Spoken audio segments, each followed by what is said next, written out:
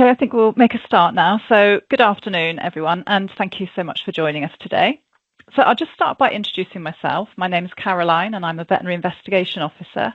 I work in Carmarthenbury Veterinary Investigation Centre. So I graduated in 2004, and I've been a VIO since 2018. Prior to that, I worked in practice in West Wales for 14 years. So I'm a member of the Cattle Expert Group and joint lead for the Centre of Expertise for Extensively Managed Livestock. So Harriet and I have put together this session basically to showcase what we do at our veterinary investigation centres and most importantly why we do it. So we want to help you access our resources, all the resources are available, and also to encourage active engagement. So the session this afternoon, we're going to cover surveillance, some toxicology, and then we're going to talk a bit about some bracken poisoning and then acute rumen fluke infection. And then finally at the end, there's going to be a bit of an interactive quiz. So just a few housekeeping details. This session is being recorded and the recordings will be available on YouTube at a later date. Please can anyone put any questions into the Q&A tab and then we can address them after each talk. Please feel free also to contact us directly if you have any queries after the meeting. So our first speaker today is Harriet, and Harriet's going to talk about surveillance and the role of the VI centres. Harriet graduated from the University of Glasgow in 2014 and worked in farm practice in Devon for 3 years before joining APHA Starcross as a VIO in 2017. She achieved an MSc in One Health from the University of Edinburgh in 2022 and is currently a member of the APHA Cattle Expert Group, who meet monthly to discuss matters involving livestock surveillance and the cattle industry, and she's also a member of the Extensively Managed Livestock Expert Group. So I'll hand you over to Harriet. Thank you very much, Caroline.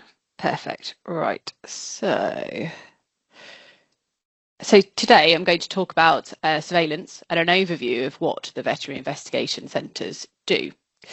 So first of all, it's probably quite important to discuss what scanning surveillance is in the APHA to give you a background to everything that we're going to talk about this afternoon. So the WHO has described surveillance as the ongoing systematic collection, analysis and interpretation of data and the dissemination of information to those who need to know in order to take action. And the scanning surveillance in APHA looks to detect new, unusual or changing patterns of disease, and we call these new and re-emerging threats.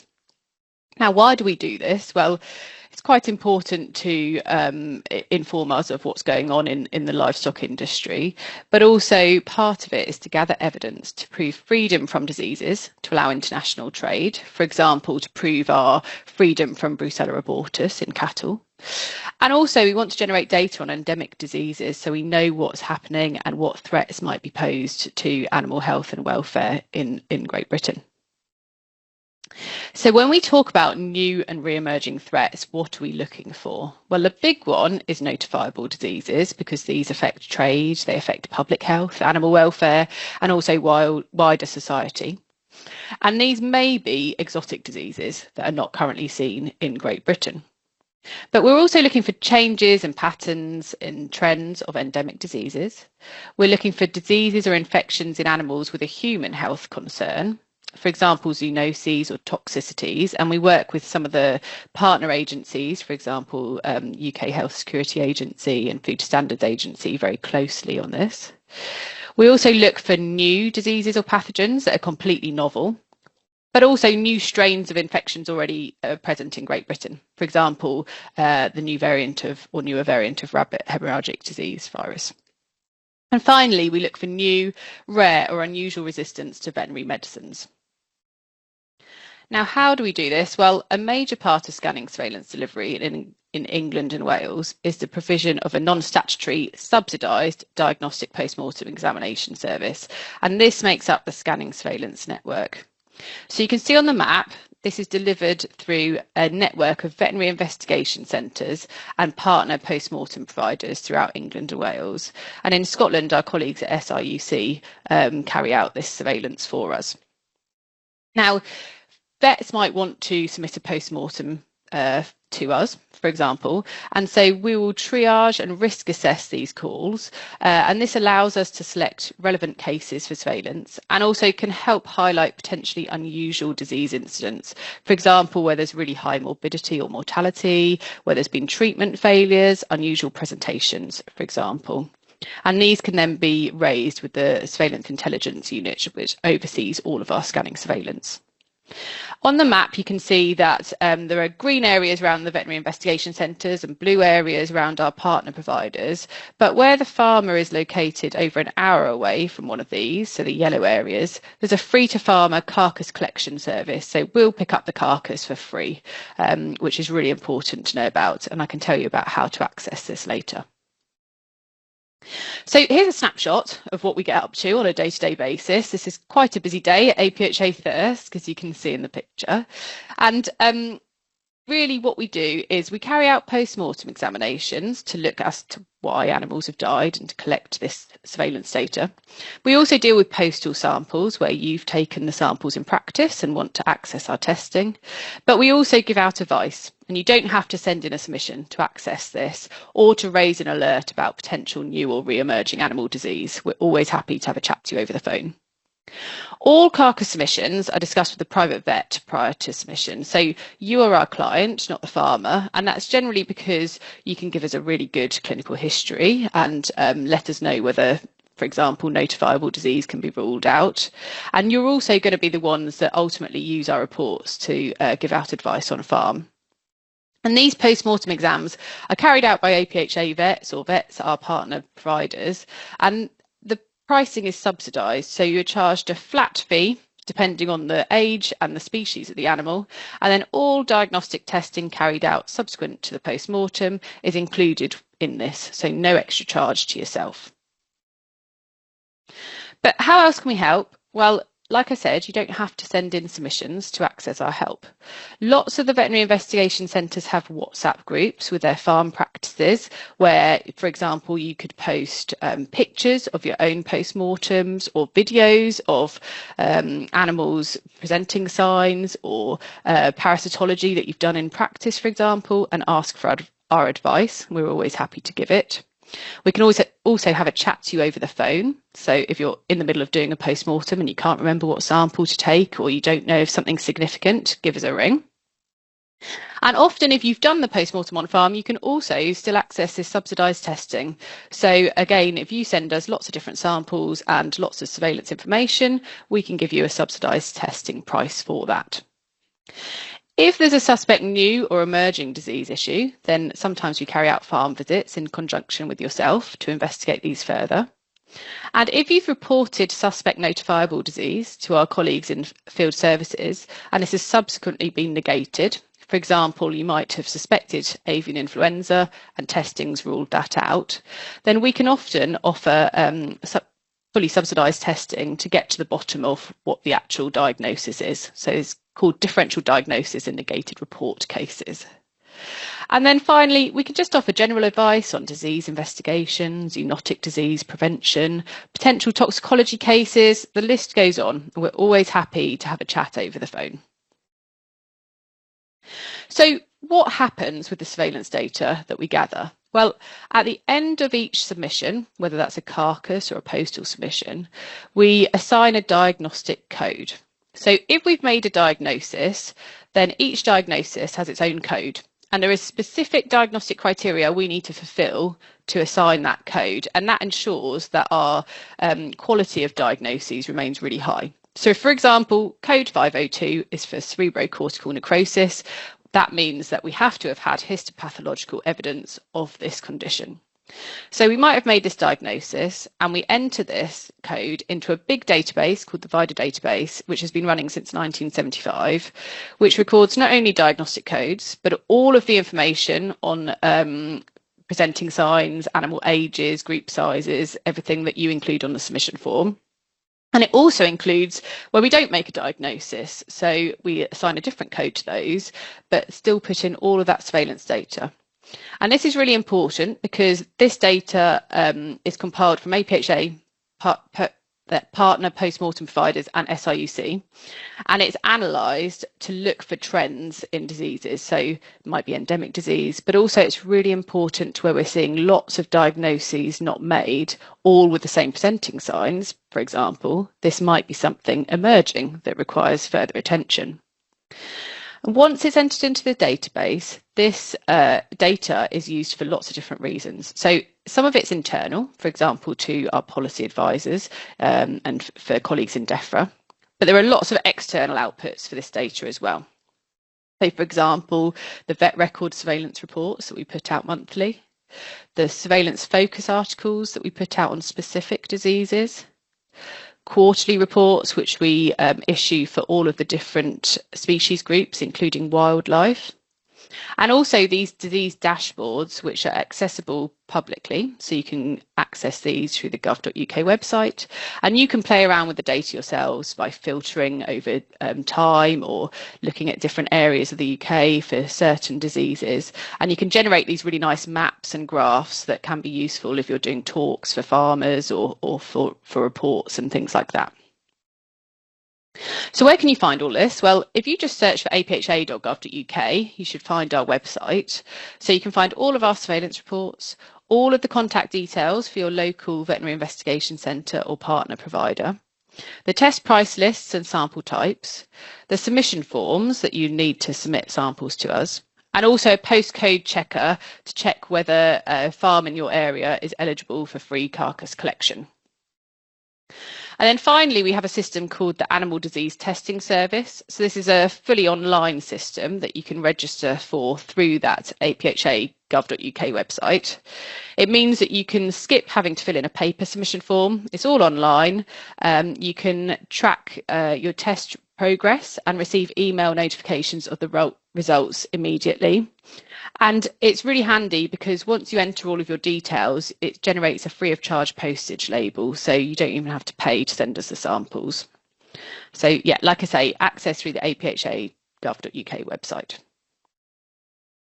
So we'll go through a few examples of disease surveillance success stories from past and present.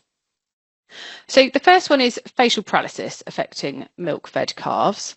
This was a case affecting 6 out of a group of 15 5- to 7-week-old dairy calves that were located in Wales. They were reporting this facial paralysis, so you can see in the picture it's got obvious drooping of its ear and its eye on the right-hand side. And the farmer decided through his private vet to submit a carcass to my colleagues at APHA Carmarthen. They did the post-mortem and they found lymphadenopathy, enlarged tonsils, but no evidence of ear disease. And they did a lot of testing. So testing for blue tongue, BVD, malignant catarrhal fever, bacterial causes and mycoplasma was all negative. And they sent away the brain and the submucosa, and interestingly, the results came back suggestive of a toxic cause. And even more interestingly, there was this strange crumbly black material that the vet found in the abomasum, and we thought this might be steelworks slag. Now, steelworks slag is it's a bit of a strange one to find in an animal. It's a byproduct of the steel industry, but it's also marketed as a liming agent or a soil improver. So we hadn't really come across this before, and the vet from APHA Carmarthen conducted a farm visit to investigate this further. And what they found was that this steelworks slag had been stored in a heap in the centre of the calf shed, but it had been moved, but there was still evidence of some in the yard and around the outside of the shed. And having looked at the literature of previous cases, the symptoms in this case and the histological findings matched previous cases of steelworks slag toxicity in calves. So we were able to provide some advice, and the shed was swept and rebedded and no further cases were seen, which was great. But also this raised a bit of a threat. You know, are we going to see more steelworks slag toxicity cases? And we might do, because this product is used as a liming agent, and use of lime is increasing because it's a cheaper alternative to fertiliser essentially, and farmers probably aren't aware of its potential toxic effects on cattle. So this prompted us to raise awareness with our partners in industry, and also to put out a vet record case report to try and make vets aware of this case to ensure that further cases are prevented or are detected early. So the next one is African swine fever surveillance of wild boar. So this was a project set up in early 2021 with our colleagues in Forestry England and Natural England in the Forest of Dean. We wanted to examine wild boar found dead for African swine fever because these were deemed to be a suitable group for surveillance to detect incursion of disease early. And obviously African swine fever is a notifiable disease that we don't currently have in Great Britain. Now, they reported 11 dead boar over 3 months, and this was a bit worrying because it was quite a cluster of deaths and it raised concerns of an emerging disease, either notifiable or not, that was killing all these boar. Luckily, when we tested them for African swine fever, and also in this case we tested for classical swine fever, they were all negative, but we still didn't know what was the cause of these deaths. So the carcasses came to APHA Star Cross, and actually post-mortem examination found lots of different causes for the deaths. So bovine TB, as you can see those liver lesions there in the bottom left, was one cause of death. Metritis, so the picture in the bottom right, was also diagnosed. Gastric ulceration, so the picture on the top right, was another cause of death. And lungworm and pneumonia were also recorded as diagnoses in these. Now, this was quite useful actually because it allayed concerns of a single new and emerging disease causing death of our wild boar populations, but also it gathered surveillance on swine fever, which helps us to prove our freedom from disease. And we also used it as an excuse to raise awareness in the surrounding area. So we issued posters with Forestry England and DEFRA in order so that local people knew how to prevent disease incursion in these populations and, not feed kitchen scraps, keep their bins secure. So the next case is mass mortality of swans. So as well as livestock species, we're also very interested in wildlife, and there is a scheme so that anyone, whether it be a member of the public, a vet, a farmer, can give us a ring and report mortality in wildlife species. And if the carcass is fit for post-mortem examination, we can often offer this free of charge. So we were contacted by a member of the public in October 2024 about a large number of swans dying on a canal in Uxbridge. The carcasses were submitted for avian influenza testing because we needed to rule out notifiable disease first. But once this was negative, post-mortems were carried out at APHA Bury St Edmunds. They found these swans were in good body condition, but there was very little food in them, which suggested that death was quite acute. So we tested for lead, which is one of the causes of death in swans, and that was negative. And so we tested for Clostridium botulinum, which is the cause of botulism. And this testing was positive, confirming this as the cause of this mass mortality outbreak. And this was quite useful because Clostridium botulinum is a bacteria that grows in environments without oxygen. It thrives on putrefying plants and animal material, and so it's often found in stagnant water sources. And so by knowing a diagnosis, we can inform the public and also inform those people who manage waterways in case they can do things to prevent further cases of disease. And then finally, the last one is ulcerative skin lesions in sheep. And this is a truly emerging condition and a great example of one. So this was reported firstly in 2008 and then again in 2019. And these were sheep presenting with ulcerative skin lesions and cellulitis affecting the lower limbs. They weren't always lame, but they did appear to be contagious lesions, which resembled strawberry foot rot. However, when we tested for parapox and dermatophilus, we couldn't detect these. We did occasionally pick up bacteria, so Fusobacterium and Streptococcus, but we don't really know whether these are secondary invaders or primary agents of disease. Now, this truly is a novel skin condition of an unknown etiology, because at the moment the causes of this are uncertain.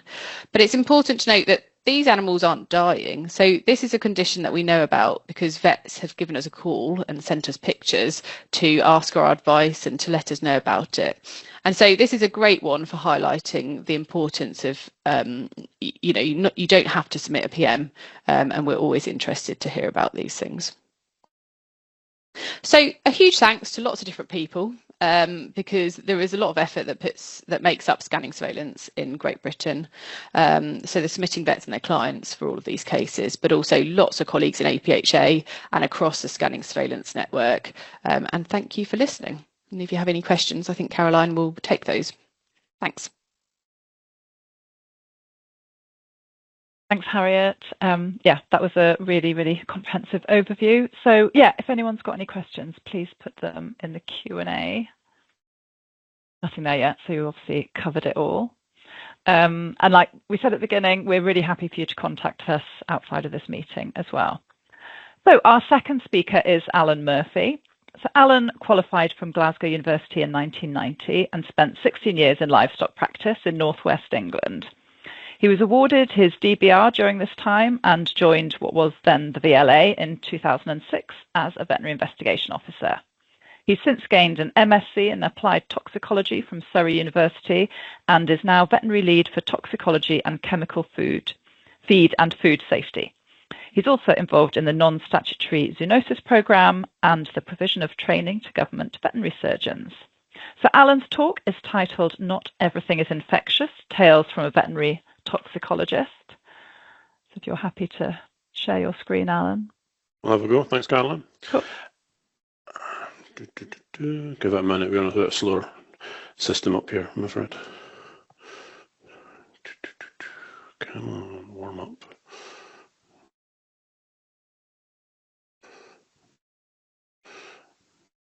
Sorry, the Midlands seems to have been blasted with rain and now it seems to have gone very slow. I do apologise. Is that visible?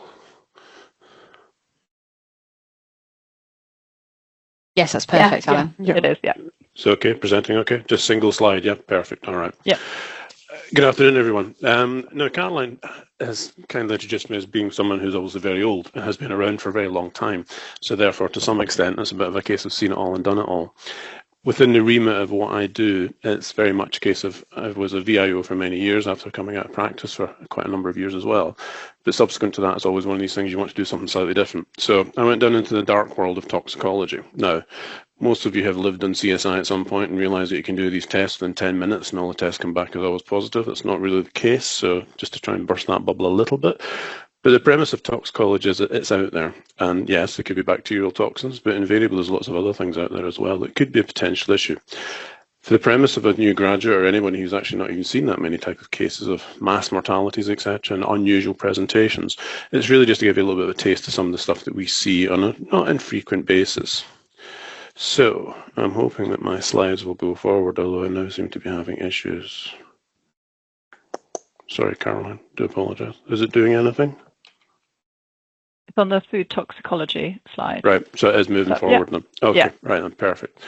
So in terms of toxicology itself, yeah, it's a science, allegedly. It is actually a science. It goes an awful lot into it. We have an awful lot of concerns over what people do and what they don't do, so we do want to make sure everybody's happy and healthy. But from that premise, we also have food toxicology. And that's really looking at the stuff that we eat. But also we need to be conscious of the fact that we also feed our animals, and therefore whilst the world is getting smaller and we continually feed them all sorts of different things, the growth of recycling feed, not wasting anything, there's always these potentials that could cause potential issues and health problems in our livestock. Not necessarily to the point where they actually may die from it, but certainly it could impact on the products that they then produce. So we need to be conscious of that going forward, and that's really where my role fulfills. I think more than anything else, the premise of One Health has very much always been focused on AMR and antimicrobial resistance, etc. And whilst a noble cause, there's an awful lot of other things out there that have a, shall we say, equal level of importance. And I think the environment's one of them. And I think we have to be more very conscious of the fact that the environment's continually changing, which is what we'll look at in a couple of cases. And we need to be conscious of the disease potential problems that that might cause.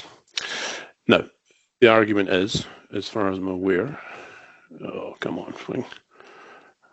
Is this going at all? Right then.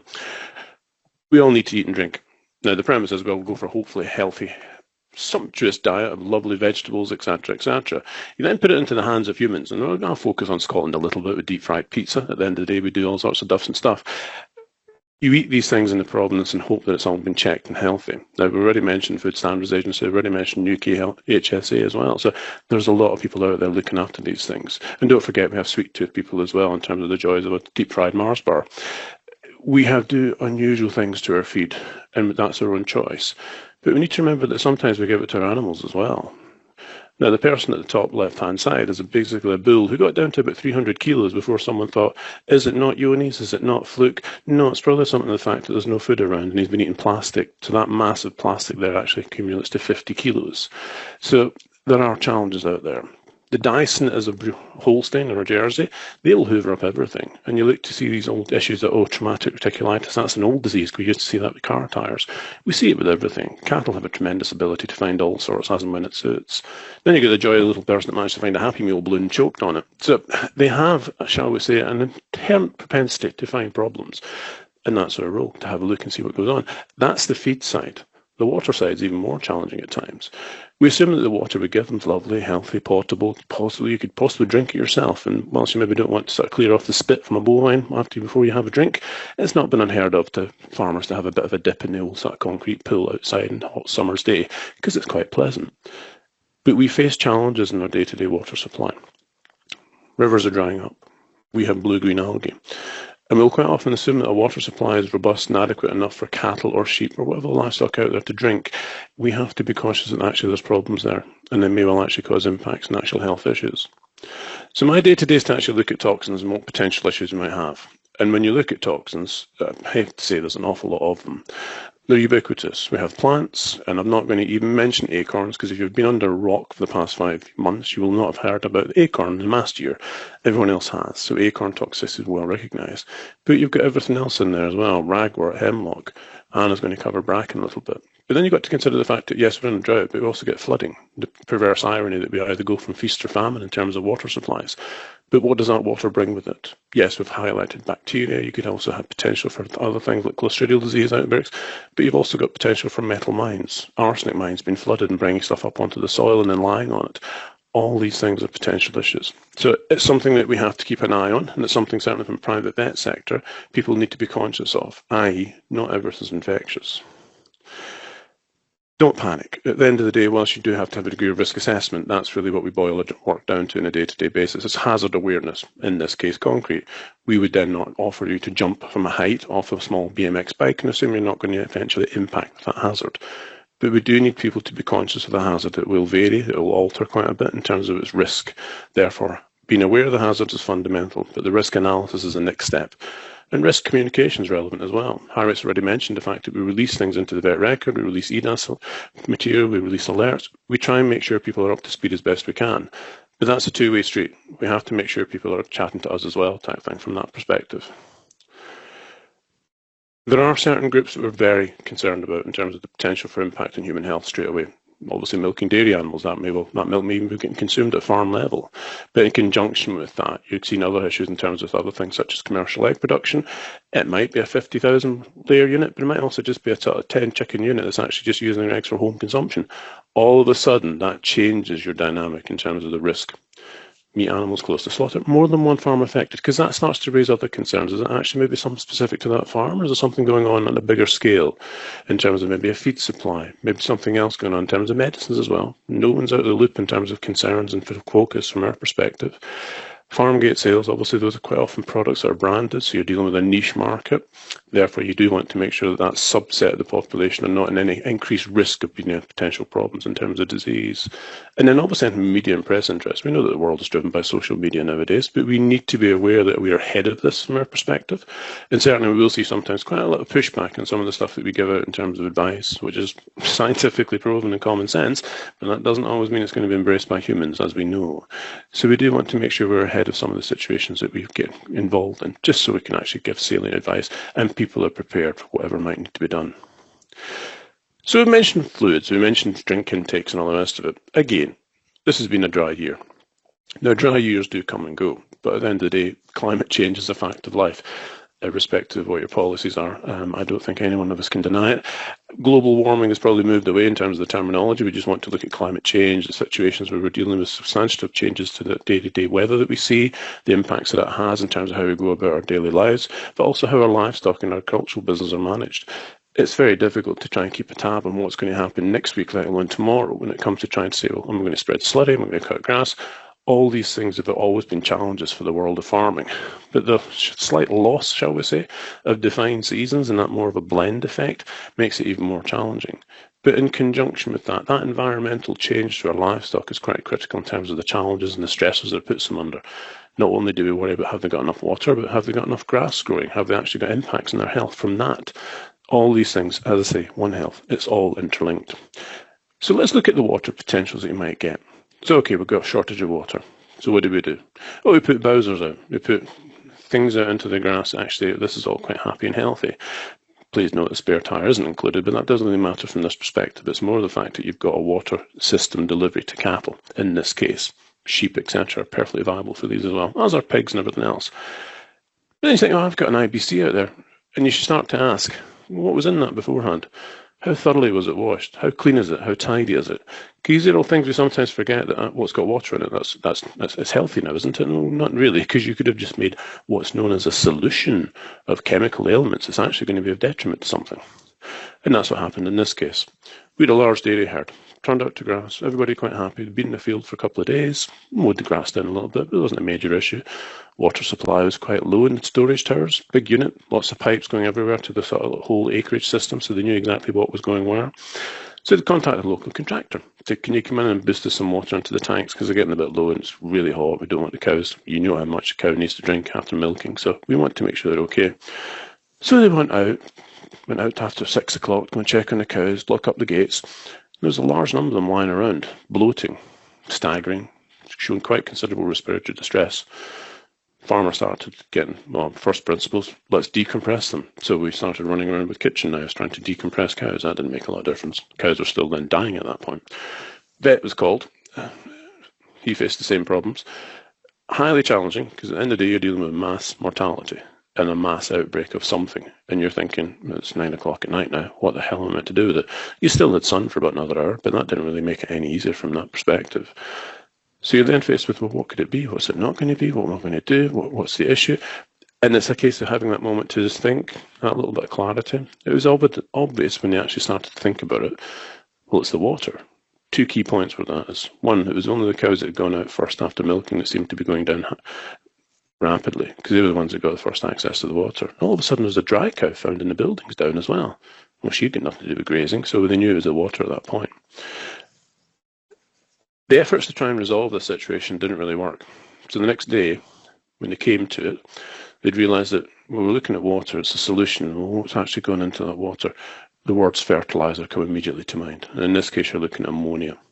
Now, non-protein nitrogens are quite popular, quite common, and we use them on a regular basis for lots of different things. But the contractors in this case had basically brought the stuff in tankers that hadn't been washed out, but had been used for fertiliser spraying previously. So this is what they found the day after. This is as the sun rose. 56 dead, plus also a couple of girls inside that actually managed to get water before they switched the tanks off. They had to get the fire brigade in to supply water, pump out the systems. Had to contact APHA to make sure this mass mortality was addressed and aware of, etc., from the fact that it wasn't some critical new outbreak of some new disease. Welfare issues had to be addressed as well. This is going to come up in your BCMS data. So there's lots of things that are in there. We also want to try and show the evidence from a point of view of someone's got to take culpability in this case as well. What could it be? And astutely, the vet had taken some water samples from a number of different locations around and found massive levels of nitrates, stroke urea, in the water supplies that had been contaminated by the bowsers. This is an ammonia case. Now you think, well, ammonia, that's quite a natural compound. Yeah, it's a perfectly natural compound, but biochemistry is based on a thing called homeostasis. If you can't cope with it, you will not cope with it. And in this case, it's basically been urea that been spray records had actually been kept up to date as they are legally required to do so. And they'd found that they just hadn't washed the stuff out. So again, cattle are rock hard. They can deal with an awful lot, but there's only so many things they can cope with after a certain level. And in this case, it was ammonia in the excess, just too much urea. And you do see urea added to feed. There's a certain regulation system. There's recommendations as to how much to put in. Perfectly safe compound in the right hands. But in some cases, we get it wrong. Human error. It's quite often the commonest situation we feel with regards to toxicology. But you also see other problems with regards to water supply as well. The fact that it's getting less. You've got cattle stood by riverways that have got virtually nothing left in them, just apart from a few puddles. Other things are exposed at that point, and this is water hemlock. Now, the cyclotoxin, which actually found in these, is actually quite profound in terms of it causes nervous symptoms, but you've got cattle out to grass, you see them paddling, down, could it be staggers, could it be this? You have to do a little bit of gut diving when you do the PMs in these cases. It's not just a case of, well, took a blood and its magnesium was normal, but I still think it's staggers. There could be something else. And it's also a Sherlock Holmes moment to have a look around the field and see what else is there. Bearing in mind, there might not be anything to be found because the cattle have eaten it all, and actually the clinical signs you're seeing is because they've actually consumed everything that was out there. Challenges are there with regards to the fact that the clinical signs are vague. I do love the fact that plant toxicities are always vague. They're a case of, in terms of clinical signs, the following: dead or dying, diarrhea or constipation, excited or depressed. Now, from my perspective, if it was an Amazon review, I'd probably say that's really not very helpful. But the premise of all these things is that they are quite vague. And unless you've got specifics, i.e. you've got plant visible material that you've actually identified, which then takes you into the world of amateur botany. You can get apps for your phone, you can download them, you can see what the plants are, all very useful. Or you actually have to go and have a dig into the carcass as well. Now, at 3 o'clock on a Saturday afternoon, that might not be the thing you fancy doing, but if you've got half a dozen deaths, you have to. But it is a case of taking these in a stepwise manner. I would advocate that as much as we've highlighted the fact that we do have a WhatsApp system, etc., it's not always picked up at the times of the day, over weekends, etc. But take some good images, take a reasonable set of samples, and invariably from an acute toxicology point of view, there's always someone in the home office aware from the point of view of anything going near the food chain, and they do call me at weekends. So we've not escaped the on-call risk as things go forward. But also cattle get provided things that you actually think, well, what possessed you to do that? Now, shooting cattle is quite a common way to euthanize them. So you get lead in a cow. In this case, we managed to find lead in the cow in the wrong place. It ingested large numbers of it. And these were 3 beef stores, good stores, ready for finishing, just about ready to go to slaughter. And they basically said, they've all died, we haven't any clinical problems with them at all. The only thing, again, as Harry pointed out, decent history, was that we introduced clamp science to them recently, we bought in just to get them that final buffer. Carcass going into APHA, and you found it full of lead shot. Now, when you actually discussed this with the farmer and actually got a bit more history, it seemed that they were actually walking around the silage clamp that was crunching underfoot with all these little lead shiny things that no one even thought at any point, is that potentially detrimental to the livestock? And it's got bigger issues with this as well. Again, these cattle were due to enter the food chain. So all of a sudden you've got maize, which is a very, very useful product for storing lead. I'll show you in a second why. But the source of lead was quite often confirmed the fact that it had actually been next to a chute, which had basically been used for clay pigeons. Now, there's lots of changes going on in regards to munitions as to whether you're allowed to use them over certain areas, wetlands, etc., but there's been a lot of strong argument to say that for target shooting, you can still use lead shot, not steel shot. The problem with that is there's an increasing marketplace in terms of diversity, etc., for people to set up these little clay pigeon shoots because people want to go on stag weekends, they want a fun event, they want to go and do a bit of quad biking, do a bit of shooting, etc., and get that embracing of the whole countryside experience without actually having the money of a Range Rover. So there's challenges out there in terms of what we then get, because at the end of the day, that crop's still a crop, still maize, you can still use it for growth. But the problem is if it's got lead shot in it, it's highly risky and therefore will provide a major issue in terms of livestock feeding. And in this farm, they actually had dairy cattle as well. And the dairy cattle have had a little bit. So all of a sudden, alarm bells are going to make sure the milk was safe to go in. That's been a long-term investment on this farm to make sure what goes on and what hasn't been made aware to go to the slaughter chain and what hasn't. So there's been a lot of problems with this farm going forward, but it is resolving slowly but surely. But bearing in mind, they were sold the silage. So the person that was sold them the silage has then been hit with an insurance bill and a massive claim. And it is a case of buyer beware, but in some cases you've actually got to come back on some of these cases for going for it. And the reason why lead's so effective is that you get all these people going off on clay pigeon shoots and they blast away that they think they're in the middle of a sort of Terminator film or Schwarzenegger because they've all watched Fortnite, let's be honest. And they think they're going to hit everything. The safest thing on these is actually the clays. No one can hit a clay. But the lead shot just goes a certain height, goes a certain depth, distance, and then drops down. The fact you put a maize crop behind it to make it look all authentic and very nice from the point of view of shooting means that that lead will just be kept in the cupules of the maize, and then when it's whole cropped, it just goes straight into the clamp, and it's then available as an additional food source, not only in terms of improving the ME and protein levels, but in addition to the actual metal level for the feed as well. Really puts lead in the pencil, quite literally. So we do see these on a regular basis, unfortunately. Not as common as they used to be, but they are still found. Despite the amount of evidence and guidance we give people, they still happen now and then. So it's certainly one to be aware of. Another fact is also, even when you've got healthy food, you think, fantastic. So you've got a new fantastic herbal lay. You think, oh, these lambs look great. I'm just going to get them out there and get that finished factor, and they'll be putting weight on. They'll be ready to go to market in 2 months' time. And you put them onto this herbal lay, which looks exceptional. And it is power crop fuel. It is fantastic in terms of the mixtures. But like all things, everything is good in measure. Some things are a little bit too good. So you put all your lambs out, and you go to check on them the next day, and you've killed quite a lot of them. Now in this case, it's because you put them out onto a field with a herbal lay, which is great, but when you look closely at it, there's actually quite a significant surge of linseed. Now linseed contains hydrocyanates, And these guys all died from cyanide poisoning because they found a linseed pocket. They love it. It's munchy, and away we go. And again, like all toxins, it's based on weight and ratio and risk. So these lambs are not the biggest little people in the world, and they've all snuffed it from cyanide poisoning. So it happens, and it's a case of being, shall we say, conscious of what you're doing, being aware of what you're doing, and making sure that the products you use are A, fit for purpose, and B, when they've actually gone into the environment you want to put them into, are actually effective at what you want to do. The last one we're going to look at is a little bit of the world of botulism. Now, everybody knows about botulism. It's been droned on about for decades. 20 years ago, it was becoming pretty much a raison cause célèbre in terms of diseases in cattle and sheep. You're getting a lot of mortalities. People were putting broiler litter everywhere, and chicken litter from other units as well. It doesn't have to be broilers, can't victimise them solely. And when you look closely at this stuff, you'd usually find bits of dead chicken in it. Now, botulism, as we just pointed out, in terms of the growth environment, loves an anaerobic environment, loves to have something lacking oxygen, and it grows quite happily and quite furtively. The toxin dose for ruminants is negligible, i.e. nanograms. It takes very, very little to bump off a bovine, and you will see it on a regular basis. We've got a lot of people vaccinating. We've got quite a few people now aware of it because they've now put a poultry unit up in the middle of a dairy farm, so they now vaccinate the cattle and offset the situation because they know that the dust and everything else is just an unavoidable consequence of risk. So therefore, hazard is known, we'll adjust the risk by actually vaccinating and we'll offset the problem. And that works well. But if you've actually got a unit that's actually never had a botulism issue because they've got a fattening unit and they've got no poultry anywhere near them, and all of a sudden they start to come down with botulism, you then got to think, well, what the hell's going on here? And this is when you've got the multiple farm scenario, when you've actually got situations where there's actually more than one farm raised this concern. Now, this was actually feed related. We knew the feed that's actually had been delivered onto the farm contained botulinum. So the Food Standards Agency got very excited about this, as did the UK Health Security Agency as well, because botulism will kill people. The types are different, but they can still have the potential for, we see type C and D predominantly in cattle, but we always have to make sure they've not seen a shift. So the argument that saying, oh, well, we only ever see this one is actually a very weak one because pathogens can't read.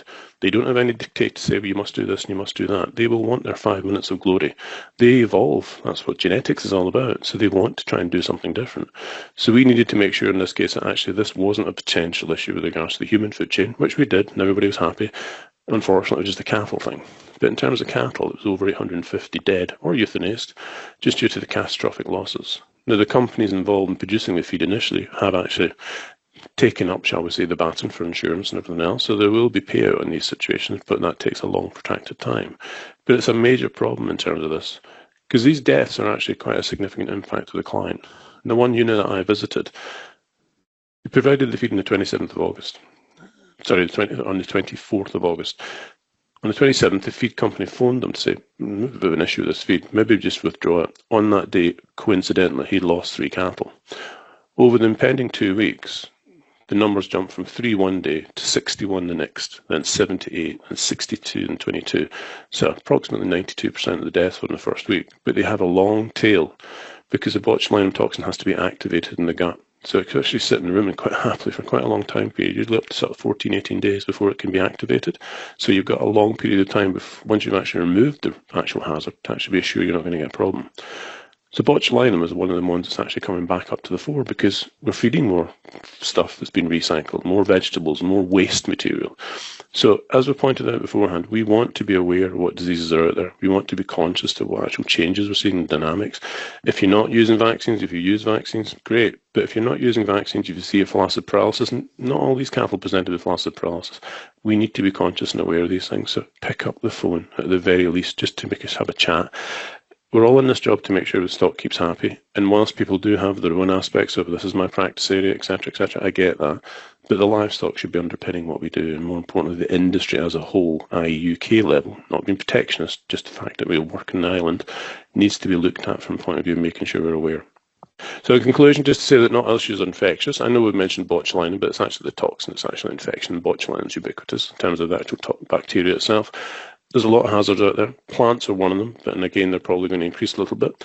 There could be food chain implications. Bearing in mind that as vets, you're there to protect the food chain, not just as it walks off the farm gate, but on every level. And your clients are there to provide product that's actually a provenance legally to be suitable for entering the food chain if that's their role. If they're not finishing, maybe not so much, but they still need to be conscious of it. And at the end of the day, if you're not sure, pick up the phone. It's worth always a chat. No one's judging, and we just want to make sure we're all aware. So, You all got phones. You're the generation that carried them with a life support machine. So please use them. Other than that, that's me done. Thank you very much.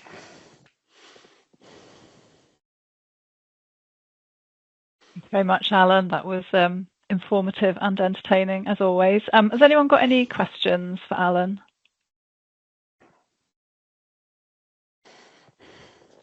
There's nothing in the chat. So I'll hand you over to Harriet now, who's going to introduce our next speaker. Perfect. Thank you. So next up is Anna. So Anna graduated in 2009 from the Faculty of Veterinary Medicine in Bucharest. From 2013 to 2020, she worked for the government in food safety in Romania. She completed her PhD in Bucharest in 2022. And she relocated to England in 2020, where she worked as an official veterinarian in slaughterhouses before joining APHA Shrewsbury Veterinary Investigation Centre in September 2023. And Anna's talk is entitled Bracken Poisoning, Pigs Are Not Ruminants. So if you want to share your screen, Anna, hopefully, that's all good. 1 second, please.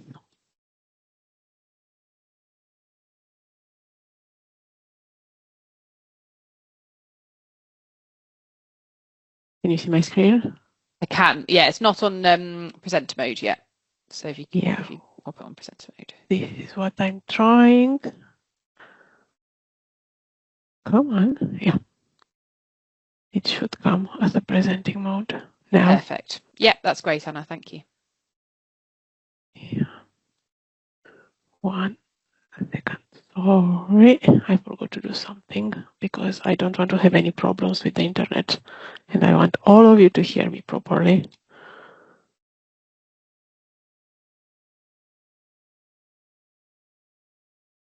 Come on. It's a presenting mode now. Can you see it properly or it's a... Yeah, that's perfect, Anna. That's perfect. Okay, so we'll discuss today about bracken poisoning and the pigs are not ruminants. Yeah, importance of understanding bracken poisoning in different animals. Bracken, it has a widespread occurrence. Bracken fern, Theridium species, are found in various parts of the world, including North and South America, Europe, Australia, and Asia, making it a global concern for livestock and wildlife. It has a varied toxicity mechanism. Different animal species are affected by bracken poisoning in distinct ways. For instance, ruminants like cattle and sheep experience acute hemorrhagic syndrome and cancer risk, while pigs suffer from induced thiamine deficiency. It has a delayed onset of signs. In some cases, like in cattle, the disease has a delayed onset. Animals may graze on bracken for several weeks before showing signs of illness, making early detection and prevention challenging. It has also food safety implications.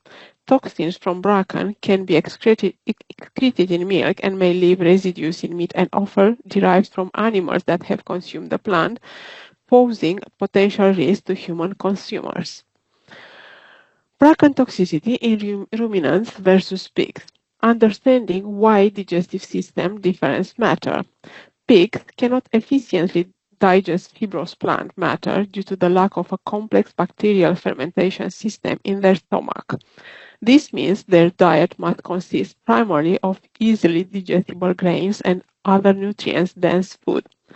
The complex structure of allow ruminants to efficiently digest fibrous plant material through fermentation and regurgitation, rumination. The process involves partially chewing vegetation, storing it in the rumen for fermentation, regurgitating it as cud for further chewing, and then continuing the digestion process through the remaining chambers.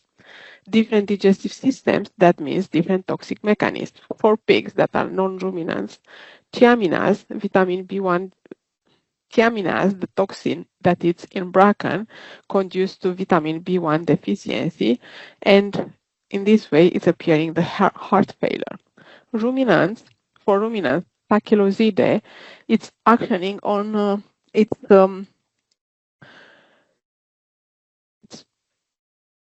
It's actioning on bone marrow depression, and in this way is appearing the hemorrhagic syndrome.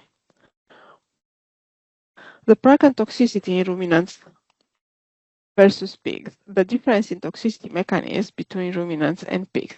This toxicity mechanism of bracken poisoning differs significantly between ruminants, such as cattle and sheep, and pigs. For ruminants, poisoning usually occurs where insufficient grazing, usually, for example, during a drought period, it has occurred when pasture grass is particularly lush and animals are seeking extra fiber, as in early spring after turnout.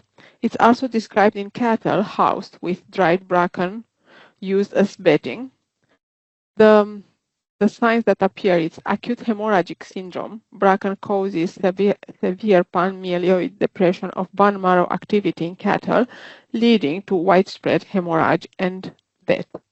Cancer development in very rare cases. Chronic exposure can result in tumors of the upper alimentary tract and urinary bladder, known as enzootic bovine hematuria.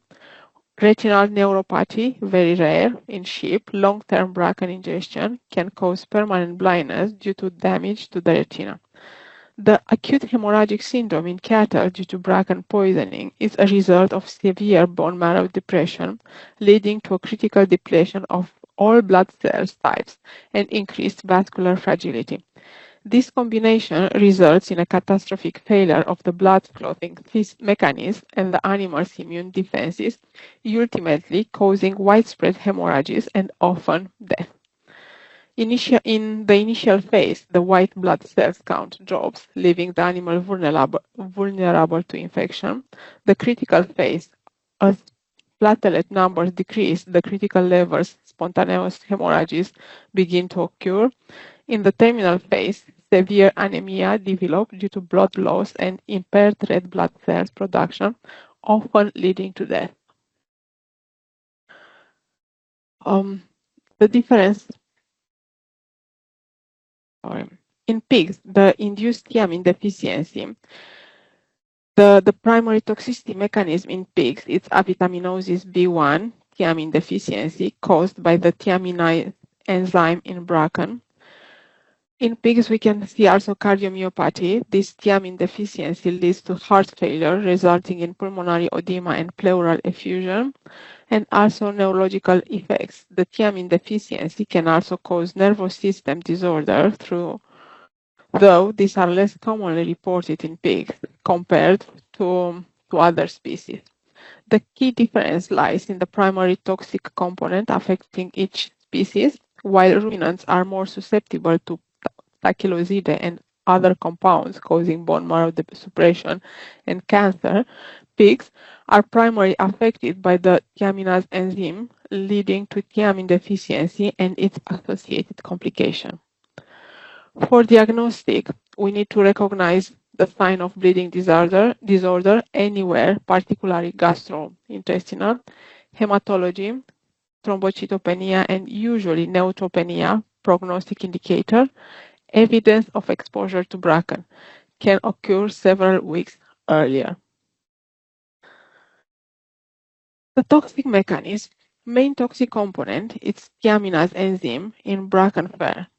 Thiaminase 1 is the primary enzyme responsible for thiamine destruction. Thiaminase breaks down thiamine, vitamin B1, in pig's body. In this way, it leads to progressive thiamine deficiency. Affects energy metabolism in cells, particularly in the nervous system and heart, disrupt carbohydrate metabolism and ATP production, exposure and duration. The ingestion of bracken rhizomes and young leaves. Rhizomes contain higher concentration of thiaminase.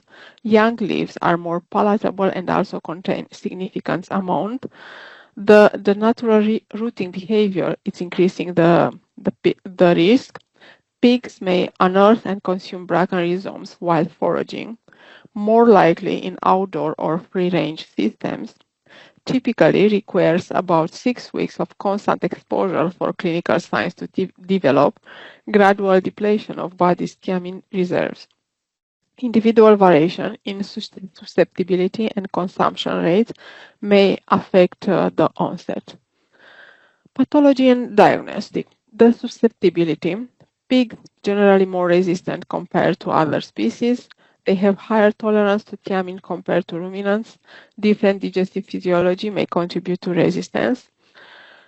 Prolonged exposure can still lead to toxicity, cumulative effect of thiamine depletion over the time.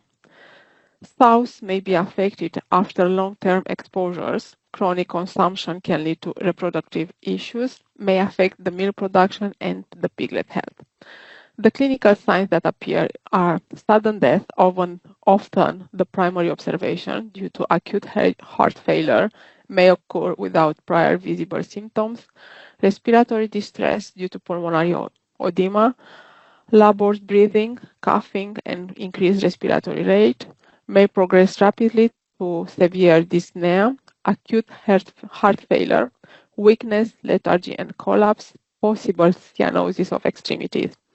Occasionally, neurological symptom, ataxia, muscle tremors and incoordination, seizure in severe cases, less common in pigs than other species. The non-specific signs are anorexia and weight loss, may be observed in early stages of chronic cases, can be easily overlooked or attributed to other causes. The postmortem findings usually are pulmonary edema, lungs appear heavy, wet and congested, throaty fluid may be present in airways, pleural effusion, accumulation of fluid in the pleural cavity, clear to slightly yellow in color, myocardial failure, heart muscle appear pale and flabby, possible areas of necrosis or hemorrhage.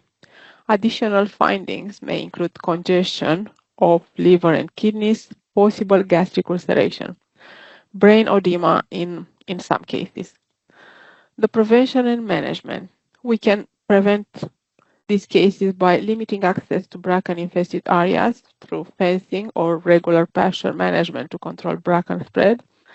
Avoid using bracken as bedding material. Consider thiamine supplementation for at-risk pigs. We need to remember that it has food safety implication. We need to remove pigs from bracken exposure 15 days prior to slaughter.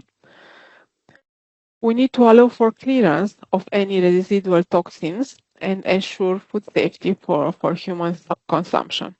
The treatment is through thiamine supplementation, particularly by injection, can be effective if it is administered earlier, or we can supplement it through diet. The food safety implication when we are concerned about bracken poisoning, we need to report it to FSA. Bracken poisoning is considered a potential food safety incident. This reporting helps monitor and manage potential risks to the food supply. The 15-day withdrawal period before slaughter. In this way, pigs must be removed from potential bracken exposure for at least 15 days prior to slaughter. This withdrawal period is mandated to ensure the safety of meat and offal for human consumption.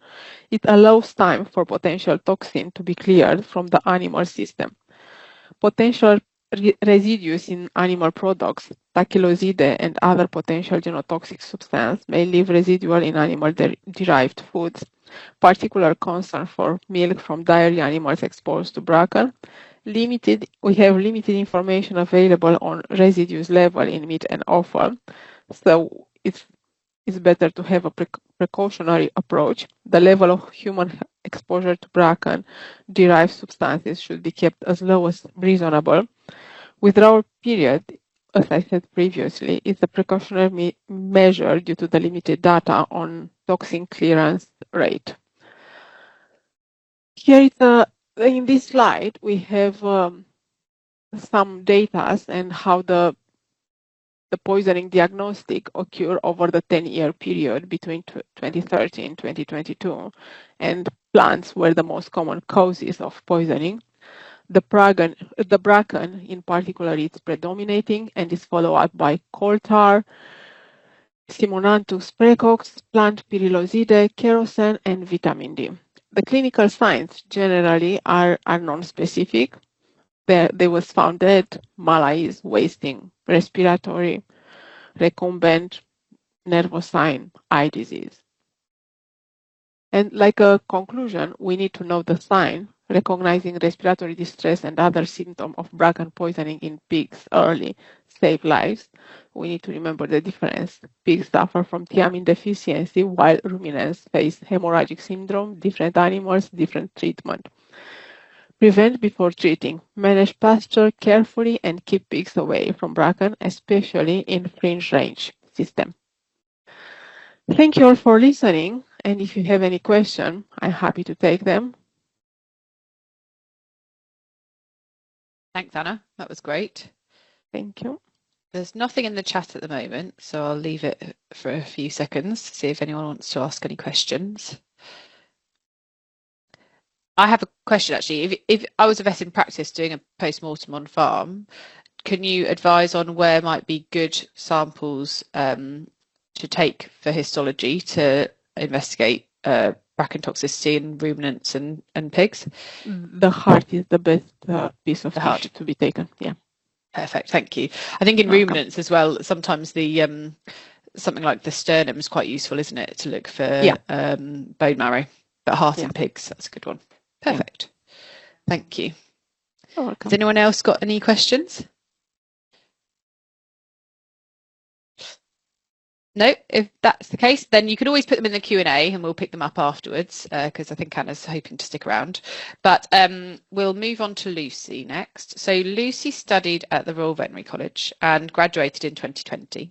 She then spent nearly 4 years across both mixed and farm animal practices in West Wales before she joined APHA as a veterinary investigation officer at Carmarthen in April 2024.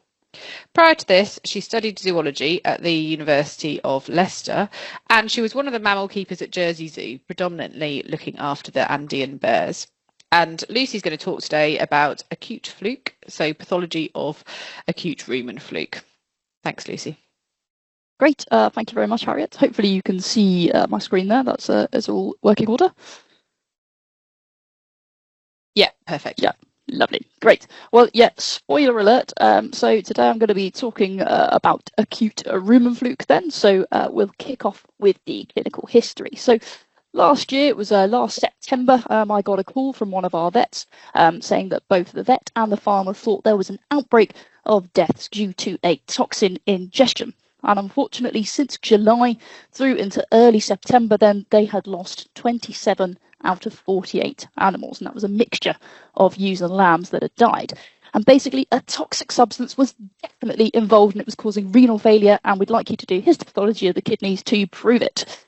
But you'll notice from the title that that's probably a little bit of a giveaway. Now, as I say, this substance was a herbicide used to kill knotweed. It does state on it not to be used where animals are grazing. And basically, they'd noticed blowover from a neighbour's field. And of course, where there's blame, there could be a claim. But a more detailed history revealed the following. So actually, some of the losses had occurred at the start of July, where their lamb group was looking a little bit poor and scarring. And so some of them had died then. But actually this toxin, well, it was applied maybe towards the end of July, but they weren't actually sure. And when we looked at when most animals were affected, well, actually most of them had died towards the end of August into September. So these timings seem a little bit off. And I thought the toxin thing seemed a bit of a red herring. And actually, there's two separate issues going on. We've got a PGE in our lamb group initially, and then something that's come in a little bit later on into August and September that's affected both lambs and ewes. Now, it was quite the clinical signs then. There was a profuse watery diarrhea associated, as we discussed, with very, very high mortality. And despite treating the entire group for parasites, there was no improvement. So the client contacted their vet around mid-August, sort of mid to end August, to report these ongoing losses and diarrhea despite worming. And the vets went out, they did an on-farm PM, it was unremarkable, there was diarrhea, there was some adult rumen fluke in the rumen, so what? I think they did some testing as well. They did some trace element testing, which didn't really reveal anything. And unfortunately, despite even housing them, these losses were still going on. So they gave the advice then to the client that if they get another one, which seemed quite likely, to send it down to us in Carmarthen and see what we could do. As I say, the situation didn't improve despite they used an ivermectin wormer and a coccidrench. So what happens? Well, they did submit their latest lamb. So it was a Texel cross lamb. It was in really, really good condition. There was evidence of diarrhea on the wool, which obviously confirmed internally, and it had really, really sunken eyes. So this all points towards hypervolemic shock as the killer, but how did it get there? Now, when I was doing the post-mortem, it all seemed a little bit non-specific until I got to the gastrointestinal tract. Now, this is just to get your eye in. So this is a nice normal looking abomasum then, so we can see it's sort of nice and salmon pink, nothing too untoward. But this is what I found in the lamb that I had. So you can see this really, really reddened abomasal mucosa. The duodenal mucosa looks the same as well. And you've got this hemorrhagic content as well. And if you look very closely, you might see something that looks a little bit like rice in there. So if we just zoom in a little bit, you can see this really, really angry, inflamed, upset abomasum. A close-up of that content as well. You can see these little bits that look kind of like rice. Now, they were actually present within the small intestinal content as well. So what we do as part of our sort of standard procedure for lambs is to collect the abomasal content, and we collect the small intestinal content. So particularly, as I say, this is relevant to lambs because we're often concerned about parasites in this group, and we collect gastrointestinal washings to essentially look for worms.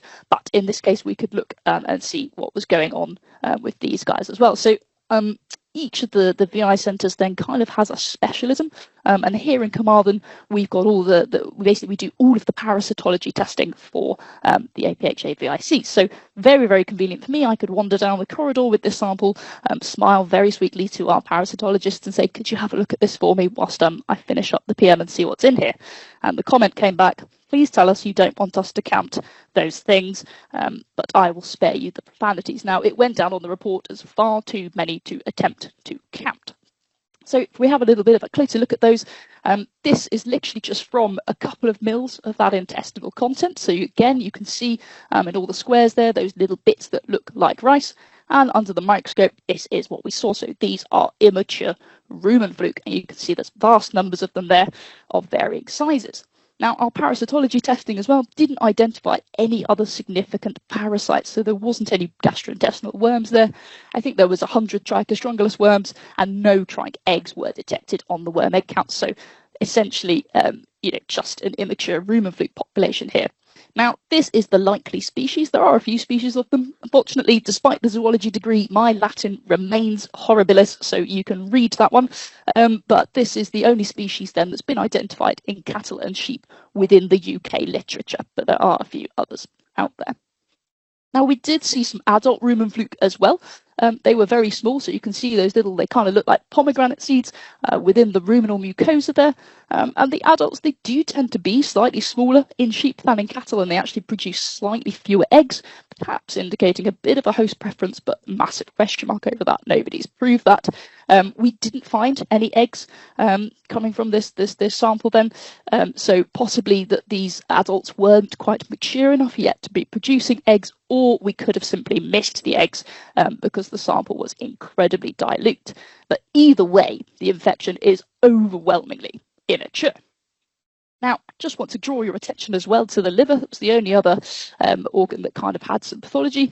You might see over the serosa here, you can kind of see some undulating areas and possibly some areas that look a little bit like tracts, which might prompt suspicion then of liver fluke. Now, we didn't see any liver fluke, immature or sort of mature ones in the gallbladder by eye. And again, there were no liver fluke eggs detected on parasitology testing. But if we think about what a normal liver looks like, you can certainly see that these two don't quite match up. But in terms of visible pathology due to liver fluke, this is, if it's suspect, it's very, very mild. What we'd normally see is kind of, if it's acute, something like this. So a little bit like a bloodbath, you'll see these massive abdominal clots filled with blood as well. The carcass can be quite obvious. The liver as well, really, really striking. You can see this acute inflammatory response here and the damage caused by the acute liver fluke migrating through. but it's not always that obvious. It can look a little more subtle. So this was a chunk that I actually got sent in from a farm that someone had done their own post-mortem then, where there wasn't any of those classic blood clots within the abdomen. And what I did was to say it raises suspicion. You can see that the surface of the liver there doesn't look right. And we sent that off then to our histopathology experts. And they got really, really lucky. So you can get really lucky at diagnosing these things with histo. So this is actually a liver fluke within the liver parenchyma itself. You wouldn't have seen that by eye, but there it is staring you in the face. And once you back to the case at hand, then back to this lamb. I didn't get this lucky, so I say this picture is from a different case, but my histopathology did show in that affected liver that we had leukocyte infiltration and we had an eosinophilic granuloma within portal tracts, which would be consistent then with a concurrent acute liver fluke. So it does seem like both flukes were present in this animal, but I can't definitively prove it because we haven't actually seen a liver fluke itself. And in any case, the pathology here, not nearly enough damage to have been the cause of death. Now, interestingly, some research has actually shown that the immune response to rumen fluke being in the duodenum actually can inhibit the ability of the liver fluke to migrate through the abdominal cavity and thus get to the liver. But if you've got to have so many rumen fluke present there to do that it kills you, it's not that protective. So why? Well, you might be asking yourself why you're listening to me on a Friday afternoon and not in the pub. But in relevance to this talk, clinical disease then due to rumen fluke is quite seldom reported in GB. So why might this have happened? Well, every parasite story usually starts with a rather complicated life cycle, and I would hate to deprive you all of the opportunity to go through them. So we start off with unmembranated eggs being passed in feces. Now, they require moisture, light, and temperatures of about 18 to 28 degrees C to hatch. Once they do, we get a myristidia hatching out, and that goes off to infect a mud snail. Now, once it's in the snail, it undergoes asexual reproduction and multiplies up, becoming and emerging one of these free-swimming Cercariae. Now, this part of the cycle can take 4 weeks to a few months. It does depend on the climatic conditions, and once it's on the vegetation, it ensists as a Metacercariae waiting to be eaten. Now, typically what we'll see is summer infection of the snail, so usually occurring between May and July because that's when we might see the sun, although not necessarily here in Wales. It sometimes passes us by. But it should be May to July, and that's corresponding then to Metacercariae being out on pasture between July and October, so fitting in with the case history and timings that we've got. Now, of course, bearing in mind that that mud snail acts as the intermediate host in both rumen and liver fluke, hence why both can occur. So once that Metacercariae then is ingested, it will make its way down to the duodenum where it will exist, and the juvenile parasites will remain in the duodenum for about 3 to 6 weeks as they migrate their way through the abomasum and on their way to the rumen. Now, in the rumen, where they become adults, they gain their nutrition from rumen content, not tissues. So they are not pathogenic here. They don't particularly do very much. But in the duodenum, they are attached by this muscular sucker called the acetabulum, and they're basically directly causing damage to the host tissue and gaining their nutrition from that host tissue as they mature and migrate. Now, when you're in sufficient enough numbers, you can see that that causes quite a problem. This is the duodenal mucosa, again extensively reddened and thickened there due to the damage. So they cause clinical signs in vast numbers. And actually some studies suggest that where there are very large numbers of Metacercariae, i.e. greater than 50,000, you can actually get a delay in the maturation and migration process, resulting in build-up of parasites, and so they invade more distal portions of the small intestine and therefore cause more severe disease. Now that means there's more trauma to the tissue itself and a reduced villi, facilitating that osmotic diarrhea. So that may well have been the case here in this lamb, but what has facilitated those numbers? Well, as I say, it's always about a life cycle. This one depends on the intermediate host. So I think firstly what we need to consider is, what does a snail want? So if I take you on a very unseen and special episode of Location, Location, Location, Mud Snail what would they be asking for in their dream home? Well, firstly, moisture. Galba truncacula, then the mud snail, absolutely thrives in damp conditions. They prefer mild to warm temperatures, about 5 to 25 degrees C, waterlogged, boggy areas, and open patches of mud. Now, this wasn't on my hit list when I had to recently buy a house, but each to their own. And just like those on the TV show, they're quite fussy and it has to be just right. So it needs to be wet, but not underwater. They want it to be muddy, but not disturbed too regularly. So if we're thinking of tracts made in fields by tractors, that can be perfect. But if there's things going through there every day, too busy, too much traffic, can't possibly cope, couldn't live there.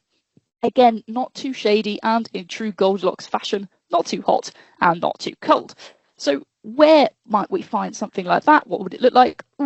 Something like this is absolutely ideal mud snail habitat. But where in the UK would you find that? Well, if you want moisture, then west is best. So you can see here I've got a map on the left of the UK of the annual amount of rainfall in 2024, and you can certainly see that Wales, southwest England and western parts of Scotland get pretty hit.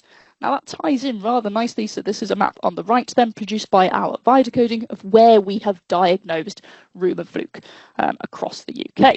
So we certainly see a higher distribution of cases located west with those areas of higher rainfall. Now, just to really prove the point that even within Wales, this was a pretty wet area, so this is kind of the location where that farm came from. And you can see this is land very, very close to the farm. It's not the farm itself, but it's nearby. This is a lovely dry summer photos day because, I wouldn't be going out in the rain to take this picture. And I borrowed it from Google anyway, so they'd obviously felt the same. But you can see that it's ticking all those boxes. It's nice and flat. It's open. We can see evidence of rushes there, so we can see that even then it's obviously got potential to be wet. And actually looking then within the postcode, you can see many low-lying watercourses within that area, so plenty of potential to be boggy and, again, favourable fluke habitat. So, well, what was so special about last year then? Because as I say, we don't see this very often. Well, winter 2024 was wetter than average, you can see, compared to 2023 on the left and 2024 on the right. Now, as we mentioned earlier, so I know that you all know that APHA produces a quarterly report covering species and disease trends. Sometimes we basically put in little warnings that might come up of things that we might be expecting. So actually in that quarterly run report, it's in there that there's an increase in suitable habitat for the intermediary host of both liver and rumour fluke, and we might therefore see an increase in incidence. Thinking back then to our life cycle, if a wet winter means more snails, what we see is that multiplication factor that we've already got in the snails is going to become exponential. So we've already got one Myricidium then becoming either 100 to thousands of Cercariae. So more snails means that that multiplication factor basically has this exponential effect. But actually, we didn't see a mass outbreak, certainly that we know about, in rumour fluke cases, and nor did we see or hear about a big peak in liver fluke cases. So actually, it seems to have been that this was a localised perfect storm just to this farm, created by the fact that we know that it's got perfect fluky habitat. It's wet, it's flat, boggy and open and largely undisturbed. I know from looking at the history of this farm that it's already a known fluky farm. So we've had cases of liver fluke diagnosed there back to 2009 in both cattle and sheep, and rumour fluke was detected on the farm in 2016. Now that at the time was an incidental finding, but it proves that both species are there. We had conditions then that suited snails and fluke, so we had that wet winter favouring our snails, and we had a wet summer favouring our rumour fluke life cycle. Now, wet summer, a bit rubbish for us, suited the fluke, and we've got clinical disease emerging then. So typically with rumour fluke, clinical disease will usually be seen within weeks of animals commencing grazing wet pastures. So typically this tends to be into autumn or winter, but I can personally testify to the fact that August and September in Wales just rained and rained and rained, hence why we perhaps saw this a little bit earlier than you might expect. So was this just a fluke? Pun totally intended. If it was seemingly localised to just this one farm? Well, we know that there's well-documented cases across Ireland and Europe. There's limited data in the UK. So there's this letter here published in the Vet Record from 2012 of 2 cattle postmortems in England, only affecting young stock. Again, rumen fluke, if it's acute rumen fluke affecting cattle, tends to only be young stock that are affected, whereas sheep, we will see animals affected across lambs and ewes. But interestingly, in July then of 2024, there was a case from Bristol of acute rumen fluke, again with concurrent acute liver fluke, but not as the cause of death. And it's not really surprising when they share that same intermediate host. Again, we had high ewe and lamb mortality, rapid loss of condition, and all with this profuse watery diarrhoea, nearly all the flock affected, and no response to worming. A bit later on and a bit higher up in the country, Scotland, so SRUC reported cases from Dumfries in January of 2025. Again, very similar picture, uncountable numbers of these immature fluke associated with high mortality and diarrhoea. So essentially, it's not something we see often, but when we do see it, it can be really quite devastating. And it's one to watch as cases may well increase as the climate changes to suit the life cycle of these, of both the host and the fluke. Now, I said about finding fluke earlier, so it's a diagnosis of gross post-mortem examination with a consistent history. Then it's essentially you need to find the immature fluke. And I was chatting about the gastrointestinal tract washes that we do here that can help. So just to kind of visualize that, what we do, it literally is a wash. So what I will do is remove the small intestine, usually at the joint of the cecum, and go all the way up to the proximal duodenum, and I stick that in a bowl. And then I'll remove the abomasum and stick that in a different bowl. And what I do is I hand that to our PM room assistants, and they very kindly will run through water, so they'll literally wash it and then strip through the contents. And then there's a specific volume of water that needs to be added. And they've got a fancy algorithm, so they collect a known volume then, and they send that down to our parasitologists in the lab, and they can basically perform a count and give us an accurate number of the total worms that would be present. But here, I'll say it wasn't really looking for worms. I was trying to figure out what those small little rice things were. So what you can do is actually sieve that content to collect the immatures then at the bottom. And if there's loads of them piling up, well, there's the answer. Now, it's not as readily or easily performed in practice, although it can be done, but it's standard for us here at the VIC. So that's why it's a good example of one to send on down. Now, you might be wondering what actually happened to the rest of the farm. Did they actually have any sheep left? Well, what they did is once we had the suspicion from our post-mortem findings, they were all treated with oxclosanide. Now, it is the only drug that seems to have activity against rumen fluke, but it is not licensed for rumen fluke. It is only licensed for adult liver fluke, so it is used there on the cascade. And again, it's thought to be more effective against adults than immatures. But there's a massive question mark. It's all a bit unknown and there's not the research to back it up. But in any case, the losses here stopped. So either everything that was going to die died, or it did help. And otherwise, they didn't really have any other treatment options. In terms of other control options then, well, avoid grazing fluky land. And I think that is, that's me done. So thank you very much for your attention. Hope that was interesting. And happy to take any questions if there are any, or I will be around for the rest of the afternoon then as well. Thank you, Lucy. That was fantastic. I've got a quick question. So when we perform, so if someone like a vet in practice submits a feces sample for liver fluke egg counting, we will routinely report whether we find rumen fluke eggs in that sample as well. And how should vets interpret those results if it says rumen fluke eggs detected?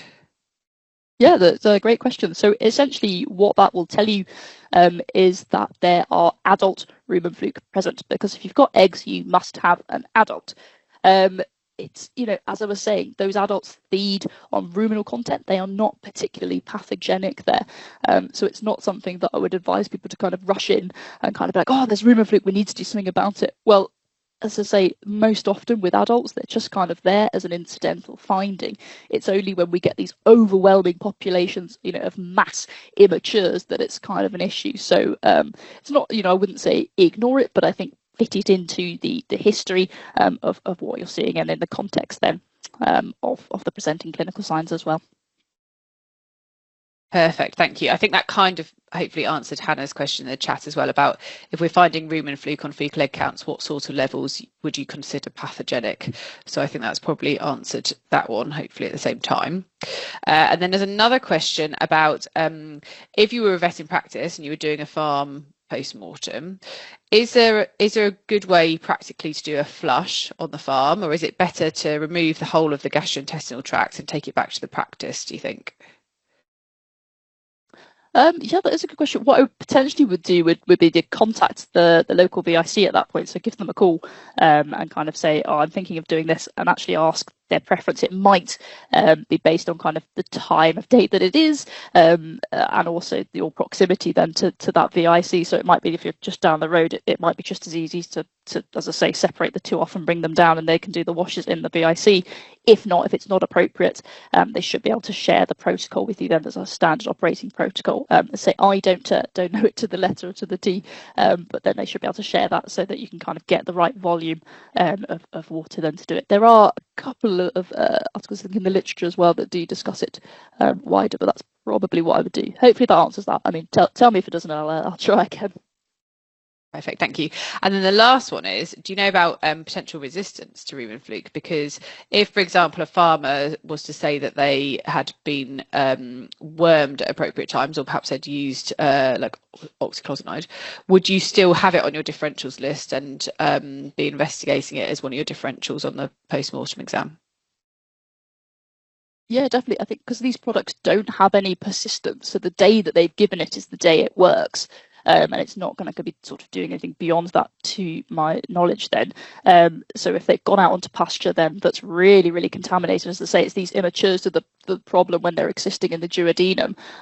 You could still potentially have an immature population that's coming on top, essentially a newly acquired infection then. So yes, I probably would keep it on my list then.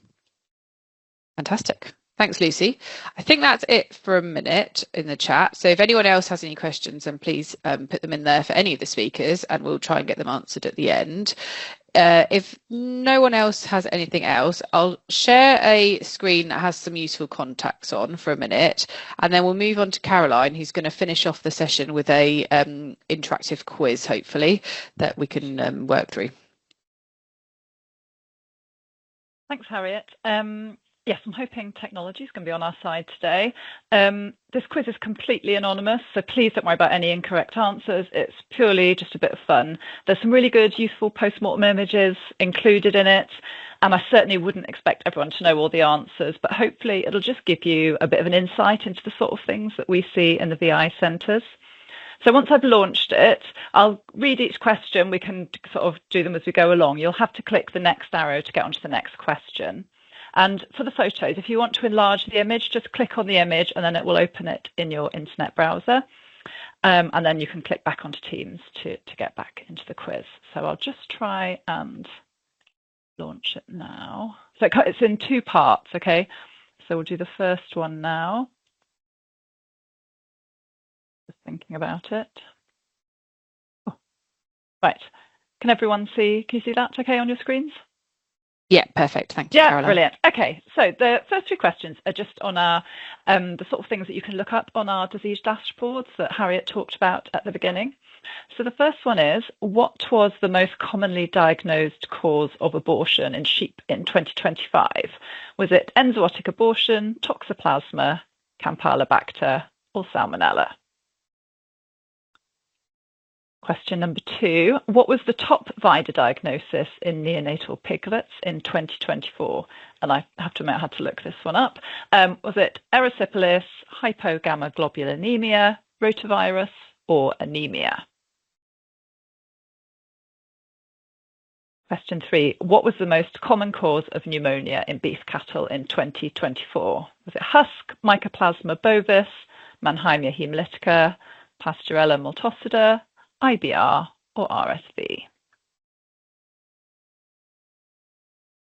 Right, so this is a picture of a pig's heart. So what is the likely cause of this heart lesion in a pig? It's from a small holding, and there's a history of weight loss and arthritis affecting all ages. So you can see there's what we'd call like a cauliflower-like lesion on the heart valve. So is it breed-related endocarditis, mulberry heart disease, congenital heart defect, or erysipelas? And based on your answer to the previous question, what would be your advice to the owner? Would it be treatment only, vaccination only, treat the affected pigs and institute vaccination, or cull the affected pigs? So another pig question, a bit longer. You'll have to scroll down just to get to the choices. So you visit a small pig herd. 2 pigs have died over 2 days, and the rest of the group are showing pyrexia, lethargy, skin reddening, inappetence, and some are ataxic. You do a post-mortem examination, and you notice skin discoloration, hemorrhages in the spleen, and enlarged lymph nodes, and this kidney pathology. So which of these diseases would you consider? Classical or African swine fever, foot and mouth disease, porcine epidemic diarrhea, brucellosis, or anthrax? And then the next question, what are you going to do about it? Are you going to try and take some blood and send it to your local VI centre? Are you just going to go home and Google pig diseases? You're going to give it penicillin and meloxicam, or are you going to report it to APHA? And I'm hoping everyone was listening to Anna's talk, so should know the answer to this one. So which of the following is a relatively common fatal toxicity diagnosed in pigs, especially smallholder herds? Is it parsnip poisoning, bracken poisoning, lead poisoning, or acorn poisoning? On to a sheep question now. So this is an image of a 6-month-old pedigree ram lamb. It was off colour for 2 days before dying. It came in for post-mortem. So just looking at the carcass, what would be your likely diagnosis? Would it be copper toxicity, ragwort poisoning, liver fluke, or none? This is perfectly normal. Hope I'm not going too fast. So next question. This is placenta from a ewe that had aborted. And you might want to click on this image to look closer. So are there any clues in the placenta to what condition might have caused this? Is it enzootic abortion, toxoplasmosis, salmonella, is it mycotic placentitis, or is this normal placenta?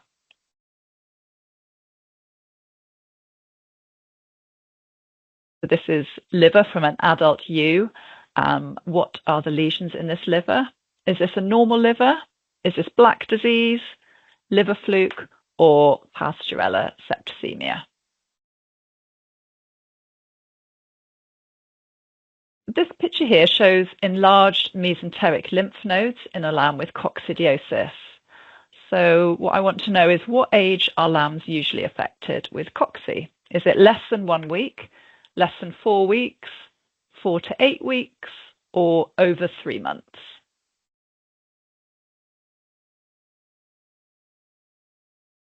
The next image, what is the likely cause of these hemorrhagic gut lesions in a 4-day-old lamb that died suddenly? Watery mouth, lamb dysentery, intestinal torsion, or atresia ani?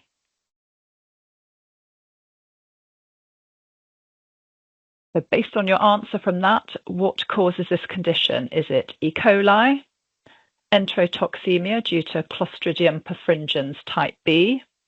Is it artificial milk feeding, or is it a congenital disorder? Right, so this is the rumen content of an adult ewe that had gorged on maize and died due to ruminal acidosis. So at what pH is ruminal acidosis seen?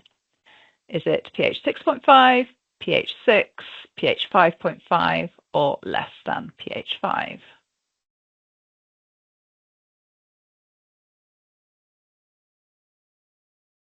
This picture here is from an 18-month-old heifer that died suddenly. So what is the lesion in this liver likely to be? Is it from liver fluke, TB? Is it an abscess secondary to ruminal acidosis, or is it black disease?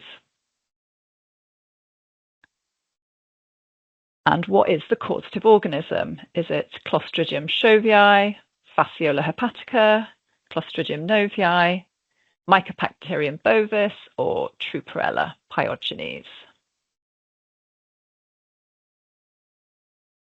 The next question, this is brain from a 5-month-old bull. It had sudden onset neurological signs. So this is the brain being fluoresced under a UV light. And you can see the green fluorescing of the brain there. So what's this condition likely to be?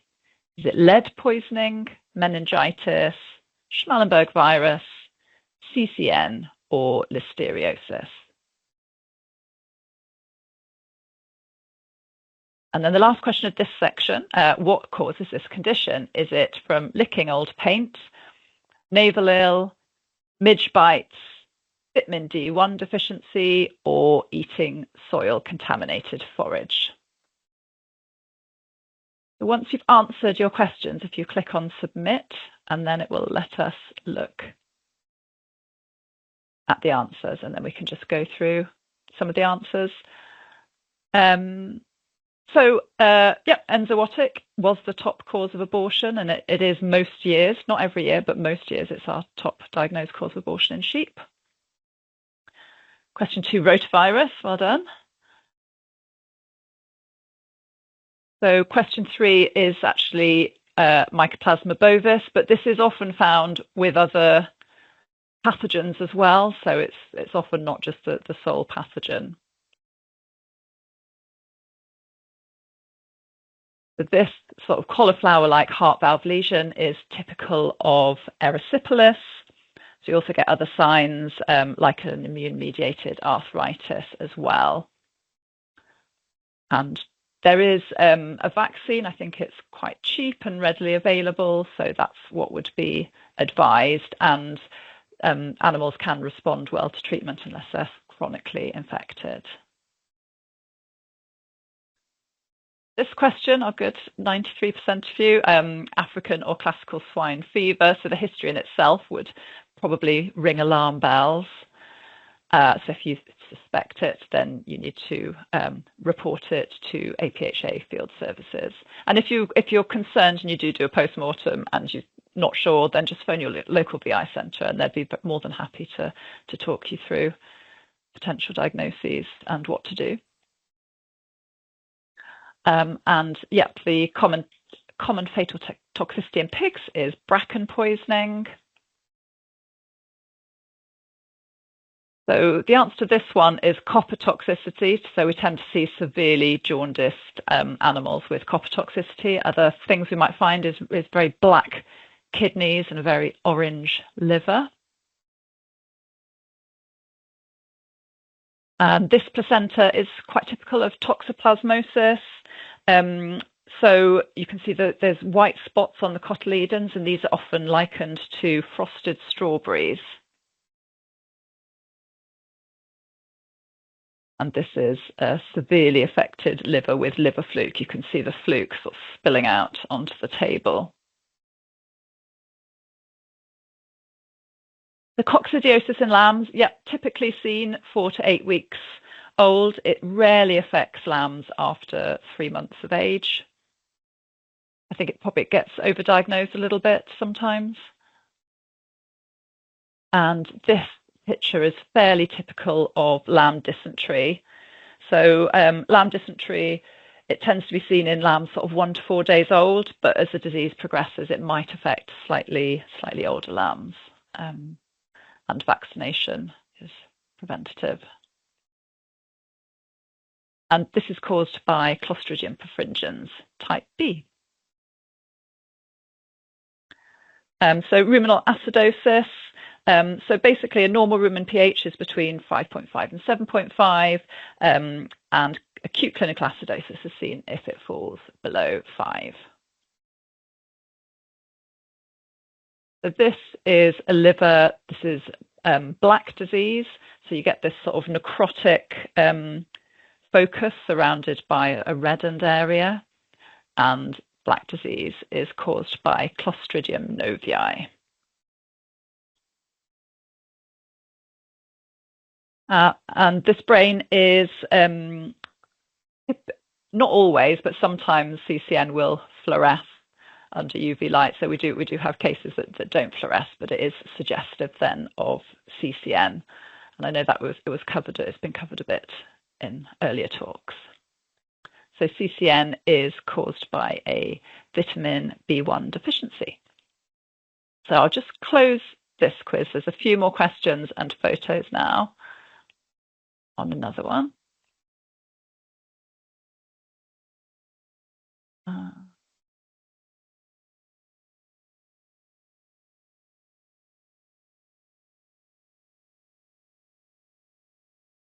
Okay, so first question, what are the lesions in the abomasum of this calf? Is it clostridial abomasitis, pestivirus infection, abomasal ulceration, or is this a normal abomasum?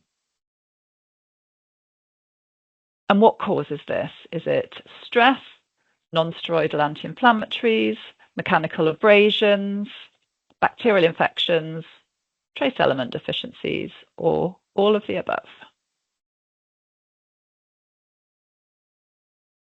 So what are the lesions in this alpaca lung likely to be caused by? Is it embolic pneumonia, Streptococcus zooepidemicus, TB, or lungworm?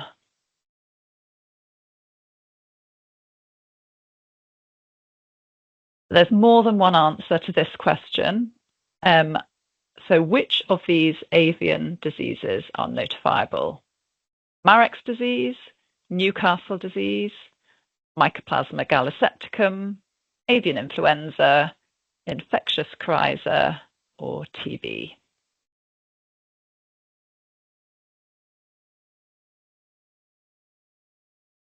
This image here, a ewe was submitted to investigate chronic wasting.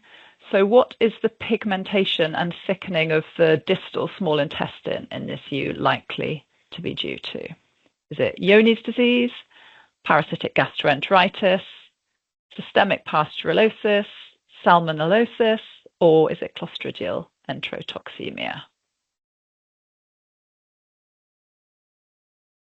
So what's likely to have caused this very severe tracheitis? This is in a cow that died following acute onset respiratory signs.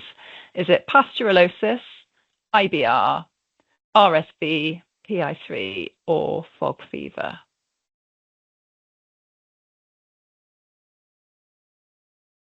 It's definitely worth trying to enlarge this image. So what is this visible worm in the abomasum of an adult ewe with anemia likely to be? Is it Porosecum species, Trichostrongylus axii, Nematodyrus batus, Haemonchus contortus, Teledysargia circumcincta, or Bunostomum species? So quite a tongue tie. Okay, so what notifiable diseases should be considered in this adult cow with skin nodules over its whole body? So you can see them on the face there, but these are over the whole of the body.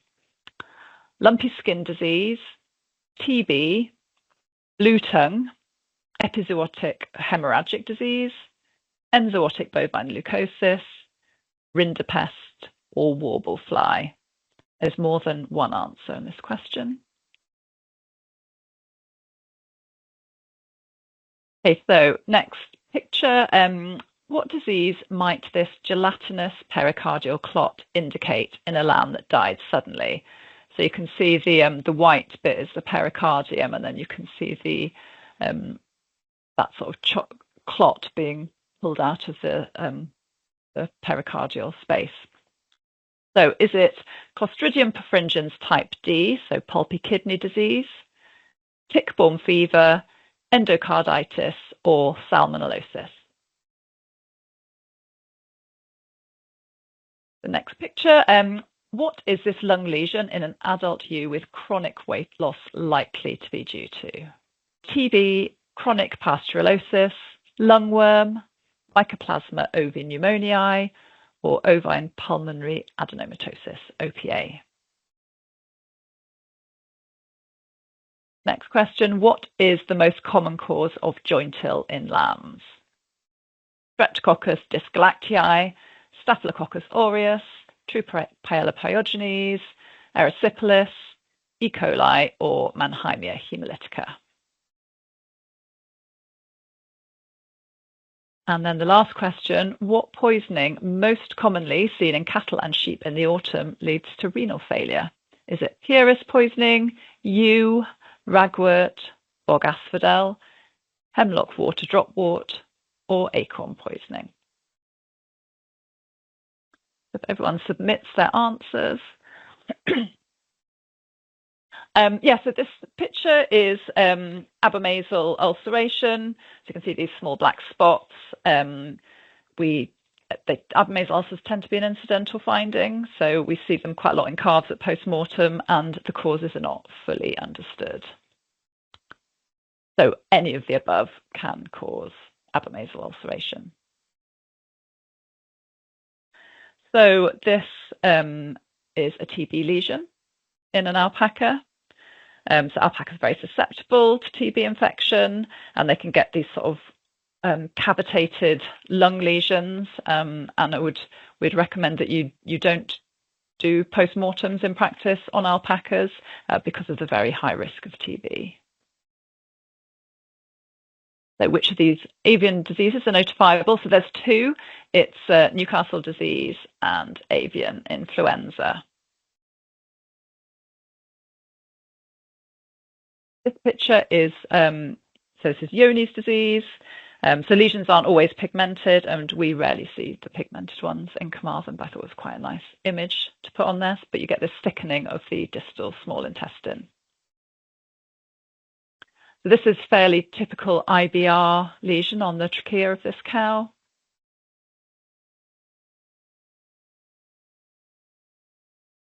And yeah, most people got this right. So this is hemonchus. So you can see the worms. If you open up the abomasum and the animal's quite freshly dead, you can just see them swirling around, and they are visible to the naked eye.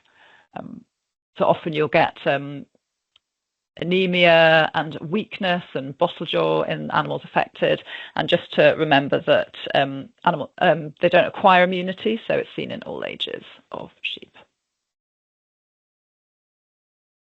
So if you were presented with this cow, you'd certainly want to be concerned about lumpy skin disease and enzootic bovine leukosis. And in this cow, it was actually a cutaneous lymphoma that was diagnosed. This gelatinous pericardial clot is fairly typical of pulpy kidney disease. So often we don't really see any kidney pathology. It's this clot and cerebellar coning that tend to give us more of a clue that it might be pulpy kidney disease. And this is a lovely image of OPA. So the lesions are normally sort of firm and almost sort of plasticky, and they can differ massively between different animals, different ewes affected. So we tend to see it in animals sort of 2 to 4 years old, but often actually we do see it in younger lambs can be affected as well. The strep dysgalactia is the most common diagnosis in lambs with joint ill. It tends to be seen in neonatal and pre-weaned lambs, but the other bacteria can also be implicated. And then the final picture, so I wanted to put this one in because we've seen an awful lot of this year. So these are kidneys from a calf affected with acorn poisoning. So that's all the quiz questions. So yeah, if anyone has any questions, but thank you very much for taking part, and hope you enjoyed. Thanks, Caroline. I don't think there's any questions at the moment. But if anyone wants to contact us with questions about the talks or any other questions, then the best way to do that is probably to email siu@apha.gov.uk, and then the Surveillance Intelligence Unit can forward that email on to the relevant person. And if there's no more questions, then it's probably time for us to say thank you very much to our 3 speakers, Alan, Anna, and Lucy. And thank you very much for all attending. I hope you found the session useful. Please feel free to also email with any feedback, because we do try and run this session every year to 2 years. So we're always looking for feedback to make it better. But yeah, thanks everyone for attending, and have a nice rest of your weekend. Cheers. Bye. Thanks. Bye. Thank you all. Bye.